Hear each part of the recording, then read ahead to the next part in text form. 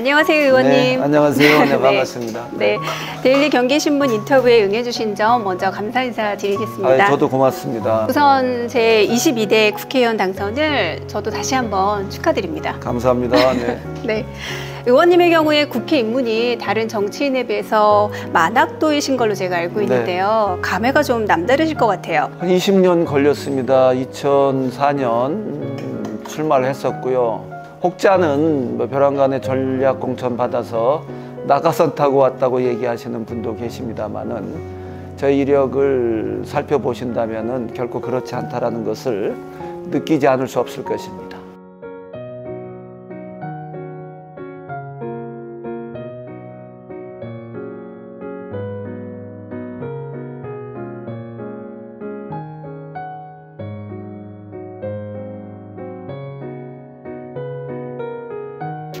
네, 잘 들었습니다. 그러면 이제 본격적으로 인터뷰를 한번 시작해 보겠습니다. 첫 번째 질문은 22대 국회는 여소야대 전국이죠. 어떤 생각이 드시는지 좀 궁금하거든요. 표면적으로 보여지는 것은 어수선할 걸로 보여질 수도 있지만 물 밑에서 움직임들은 말이죠. 너무나 역동적이고 화면에 비춰지는 것들은 여야가 극한 대립인 것 같이 느껴질 수도 있지만 우리 당 170명의 의원들은 하루도 빠짐없이 국회에 출근해서 법안 준비하시고 그다음에 상임위별로 현안 질의할 준비들을 밤낮으로 하는 걸 보고 이분들을 따라가기 위해서는 초놈을 아껴서 달려가야 되겠다라는 생각을 갖고 매일매일 임하고 있습니다. 네, 잘 알겠습니다. 다음 질문으로는 제22대 국회 전반기에는 농림축산식품해양수산위원회에 들어가셨다고 들었는데요. 현재도 법안을 상당히 내신 걸로 알고 있습니다. 앞으로의 위원회 활동 방향에 대해서 이야기해 주시겠어요? 국회의원은 헌법기관이고 입법기관이라고 말씀을 드릴 수가 있습니다. 제가 기관장입니다. 그리고 우리 국민이 요구하는 법들, 국민들이 필요로 하는 법을 빨리 만들어서 그분들 생활에 하나도 불편함이 없도록 만들어야 되겠다는 그런 의지로 하루하루 임하고 있습니다. 아직 부족합니다만 국민이 느끼고 민생이 원하는 법안을 만들어서 불편을 최소화시키는 데 배전의 노력을 경주할 것입니다. 네. 앞으로 의원님의 상임위 활동 저도 많이 기대하겠습니다. 그리고 상임위 활동과 관련해서 제가 한 가지만 더 질문을 드릴게요. 지금처럼 법안 발의를 계속 하실 생각이신지 궁금하거든요. 현재까지 의원님이 공동 발의까지 합치면 100개가 넘는 법안을 내신 걸로 알고 있어요. 그 부분도 얘기 좀 해주시고 앞으로의 의정활동 계획도 함께 좀 얘기해 주세요. 이 부분은 제가 좀 명확하게 짚고 싶은 게 있는데요. 양질의 법칙이라고 해서 무조건 많이 내는 게 아니고요. 21대에도 아주 우수한 법안이 있었습니다만 자동 폐기된 법안이 적지 않습니다. 그것을 면밀히 찾아가지고 보완해서 개정안을 낸 것이기도 하고요. 그 다음에 가장 큰 책무는 입법. 그것이 국회의원으로서 가장 큰 책무 중에 하나입니다. 지역을 찾아다니면서 우리 어머님, 아버님들이 저한테 요구하는 것들을 하나부터 열까지 제가 다 메모해서 우리 보좌관들과 협의해서 그것을 법안으로 성립시키기 위해 오늘도 연구하고 있습니다. 제가 의원님 이야기를 듣다 보니까요. 정말 몸이 10개라도 모자라실 것 같아요. 너무 바쁘신데 제가 알기로 의원님께서는 중국 전문가 타이틀을 갖고 계시더라고요. 강의도 하셨고요. 맞죠? 네. 중국 전문가 타이틀을 국회의원을 하시면서 어떤 식으로 활용해 보실 계획이세요? 1992년 8월 24일 수교 이후에 7천억 달러 이상의 막대한 흑자를 보고 있는 나라가 바로 중국이거든요. 사실 2년간 우리 윤석열 정권이 중국 배안시 정책으로 인해서 우리가 24조라는 적지 않은 돈의 적자를 지금 기록하고 있고 때문에 저한테 그런 기회가 왔고 아직은 제 부족한 능력을 최대한 발휘를 못했는데요. 제가 평생 중국을 공부하면서 느꼈던 그 중국인의 특징을 누구보다 잘 알기 때문에 그런 기회가 올 걸로 믿어 심지 않고요. 우리 당이 재집권하는 데 있어서 중국을 지렛대로 잘 활용해야 되는 대중국 외교정책 수립에 제가 일조하고 싶은 마음을 간절히 갖고 있습니다. 네, 잘 들었습니다.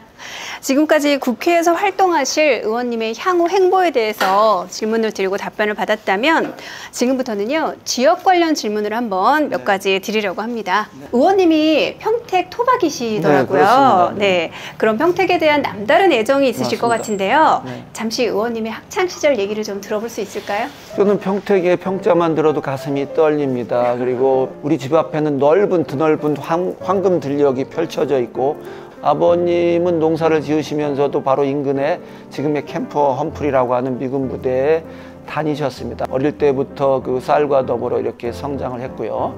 개성초등학교라고 하는 바로 우리 집 옆에 있는 초등학교를 졸업하고 읍내 팽성읍의 청담중학교, 중학교 때는 조금 공부를 했던 것 같아요. 그래서 우리 여러분이 너무나 잘 아는 평택의 최고의 명문 고등학교라고 할 수 있는데, 여기 평택고 안 나오신 분들은 뭐 아니라고 얘기할 수도 있지만, 뭐 고등학교를 잘 졸업하고 이제 외대에 진학해서 공부를 더 못했다는 생각이 들어서, 아, 이제는 대학원 가서 좀 공부를 해야 되겠다 해가지고 또 바로 이제 외대 대학원을 가서 졸업하면서 군대 갈 수 있는 기회가 있어서 보병 22사단 최전방에서 정훈장교로 근무하고, 그리고 제가 제대할 즈음에 중국과 수교가 됐습니다. 그래서 바로 제가 중국을 가야 되겠다. 대학교 때도 중국어를 공부했기 때문에 바로 중국으로 유학을 갔고, 운이 좋게 바로 4년 만에 박사학위를 받을 수 있었습니다. 그래서 돌아와서 우리 평택에 있는 그 평택대학교에서 바로 들어오자마자, 그것도 운이 굉장히 좋았던 것 같아요.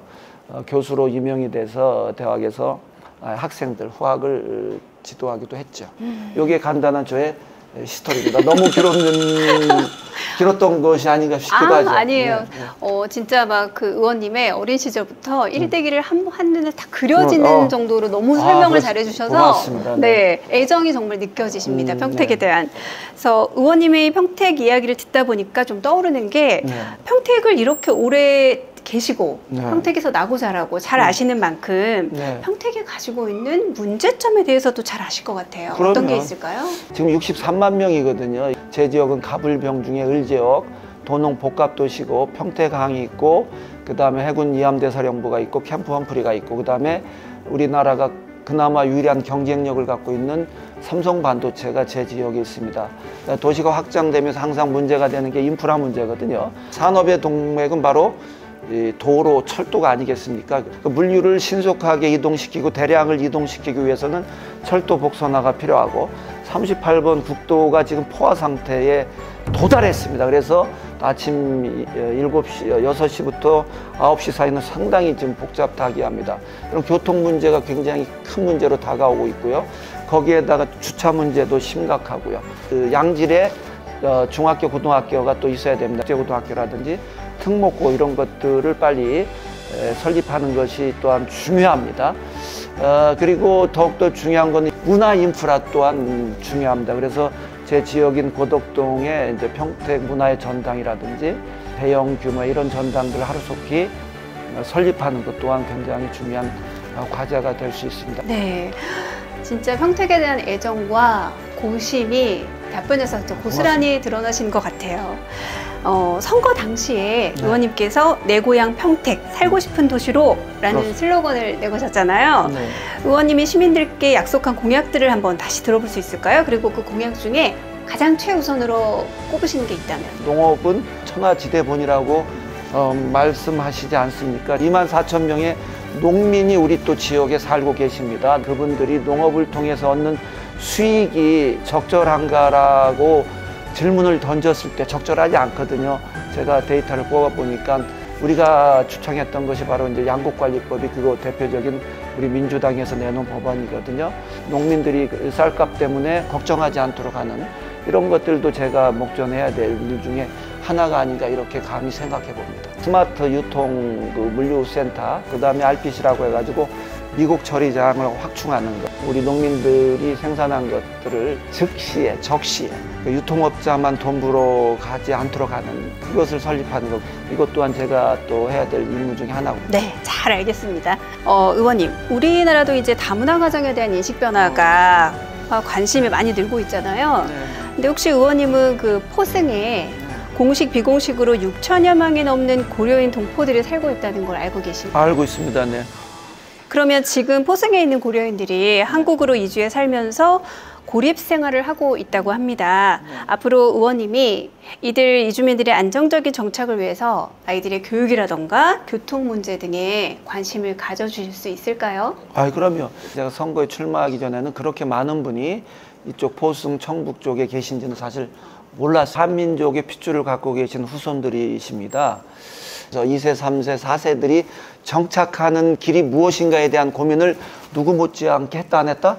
했다, 이런 얘기를 감히 드릴 수가 있습니다. 정말 융화되고 동화돼서 녹아내릴 수 있는 삶을 살 수 있도록 하는 첩경이 뭐다? 그분들이 교육 분야에 있어서 소외되지 않도록 아직 그 언어가 좀 완벽하지 못하신 분들은 소규모로 많이 그 한국어를 습득할 수 있도록 하는 거. 그다음에 여기서 정착하는 데 있어서 여기서 태어난 친구들이 이방인 같이 느껴지지 않도록 융화될 수 있도록 제도적 장치를 만드는 그런 또 법안도 있다면 제가 지금 고민해서 우리 보좌관들과 연구하고 있거든요. 법적으로 지원할 부분은 지원하고, 그다음에 그분들이 생활하는데 가장 어려운 점들은 자치단체들이 있어요. 사회인 단체 이런 쪽에 제가 권면해서 참여할 수 있도록, 그 회원이 될 수 있도록, 회비 문제 이런 것들은 좀 그분들의 좀 특혜를 줘서 좀 부담이 덜 가도록 하면서 우리 커뮤니티와 자연적으로 녹아낼 수 있도록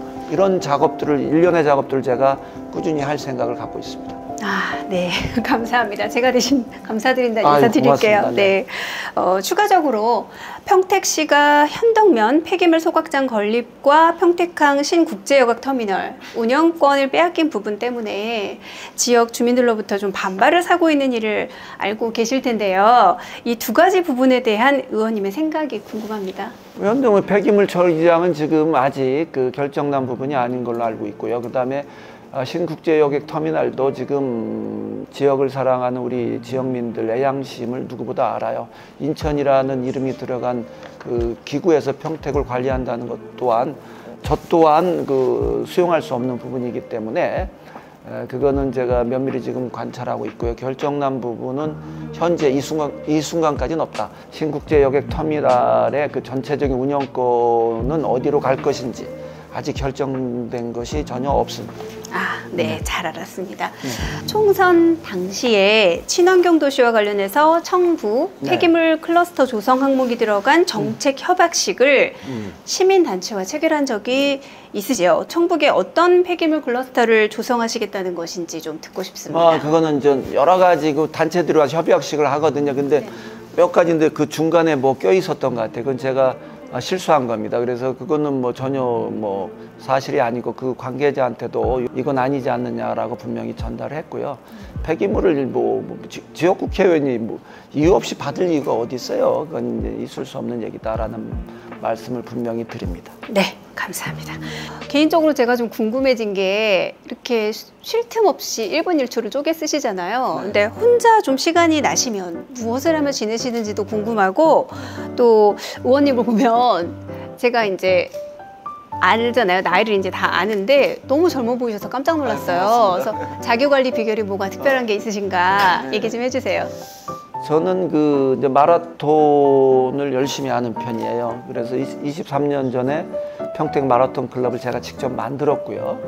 완주는 뭐 6번 정도 했습니다. 지금 뭐 10에서 한 15km 정도만 뛰고요. 그다음에 평상시에는 제가 8, 9표 피기를 100개 이상 합니다. 그리고 스쿼트를 맨몸으로 한 200개 하는데, 국회에도 제가 한 5월 30일 이후에 가장 먼저 출근하는 국회의원입니다. 국회의원회관의 지하에 가면은 그 헬스클럽이 있고 또 사우나 시설이 있거든요.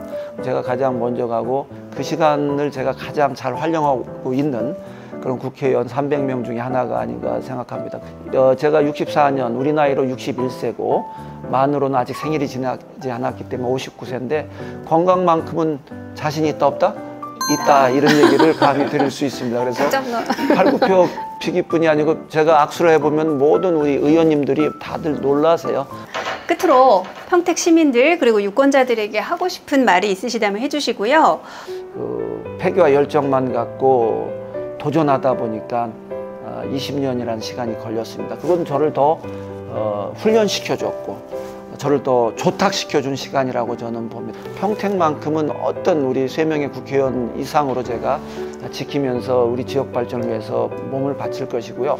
제가 정치하는 궁극적인 목적은 한반도의 평화 정착입니다. 그러니까 두 국가로 살아간다 하더라도 한반도에서는 어떤 일이 있어도 전쟁이라든지 무력 충돌이 일어나지 않도록 만드는 것이 저의 정치적인 가장 궁극적인 목표입니다. 우리 후손들, 우리 아들, 딸, 그리고 손자, 증손자, 증손녀가 안보 리스크에 노정돼서 살아가는 것을 저는 막고 싶은 것이 저의 가장 큰 정치적인 목표입니다. 네, 너무 답변 감사드립니다. 의원님의 그 최종 꿈까지 저희가 들을 수 있던 시간이었는데요. 이렇게 바쁜 의정활동 중이신데도 이렇게 인터뷰 응해주셔서 진짜 다시 한번 너무 감사드립니다. 고맙습니다. 이렇게 멀리까지 와주셔서 감사드리고 끝으로 이병진 이렇게 20년 만에 선택해 주신 우리 평택 시민에게 감사드리고 이병진은 결코 이루어낼 것입니다. 지켜봐 주십시오. 네. 감사합니다. 이렇게 초선 의원의 기백 그리고 신선함은 물론이고 정치 만학도의 노련함까지 정말 기대가 많이 됩니다. 저희 데일리 경기신문도요. 이병진 의원님의 의정활동을 정말 끝까지 응원하겠습니다. 감사합니다. 고맙습니다.